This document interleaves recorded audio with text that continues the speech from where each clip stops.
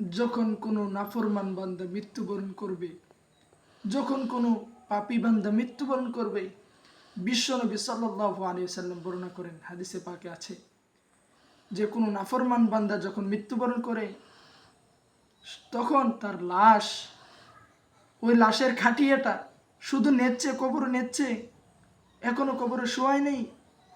ওই মুহূর্তে ওই পাপী বান্দা মৃত ব্যক্তি এমন উচ্চ স্বরে উচ্চ আওয়াজে চিৎকার করে, হাই দুনিয়ার মানুষ, আমাকে কোথায় নিয়ে যাচ্ছ? আমাকে তো মেরে ফেলবে। হে আমার বাপ, আমার লাশের খাটিয়া নামা, আমাকে কোথায় নিয়ে যাচ্ছিস? তোকে তো আমি দুনিয়ার মধ্যে বিদেশে থেকে পায়ের মাথার ঘাম পায়ে ফেলে আমি তোকে খাওয়াইছি, লালন পালন করছি, পালছি, তুই আমাকে কোথায় নিস?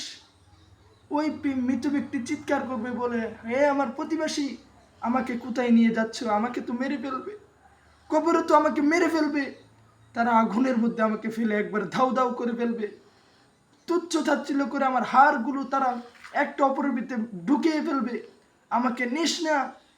তখন বিশ্বনবী সাল্লাল্লাহু আলাইহি সাল্লাম বলেন যে আমাকে যখন মৃত ব্যক্তি মরে যাবে, তার খাটিয়ার মধ্যে যখন শোয়াবে, তখন মৃত ব্যক্তি এমন চিৎকার করবে, বিশ্বনবী সাল্লাল্লাহু আলাইহি সাল্লাম বলেন ওই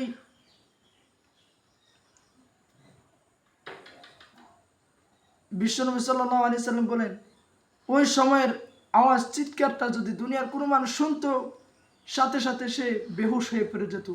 আর জীবনে কোনো মৃত ব্যক্তি যদি মারা যেত, ওই মৃত ব্যক্তির খাটিয়া আর কেউ কাঁদে নিত না।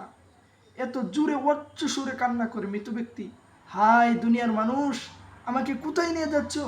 ওই কবর তো আমাকে মেরে ফেলবে, আমাকে বাঁচাও, আমাকে বাঁচাও, আমাকে নিও না, আর করবো না আমি, আমাকে ফেলে দাও, আমাকে নিও না, আমাকে নিও না, নিও না, আমি দুনিয়ার মধ্যে থেকে অনেক খারাপ কাজ করেছি, অনেক গুনাহ করেছি, আর নিও না, আমি গীবত করেছি, আমি শিরিক করেছি, আমাকে নিও না, কবর নিও না। এই জন্য আল্লাহ পাক আমাদের উপর রহম করেছেন, দয়া করেছেন যে মৃত ব্যক্তি যখন মারা যায় তার আওয়াজ কেউ শুনতে পায় না।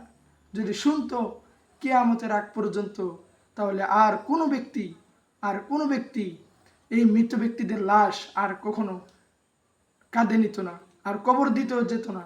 এই জন্য আমরা যারা অবহেলায় করে সময় নষ্ট করতেছি, অবহেলায় করে দিন কাল কাটিয়ে দিচ্ছি, ভাইয়া দিন একদিন একবারই আসে, রাত একবারই আসে।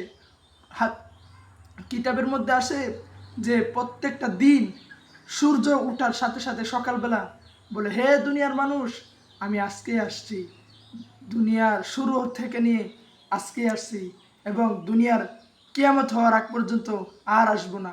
এই জন্য আমাকে কদর করো।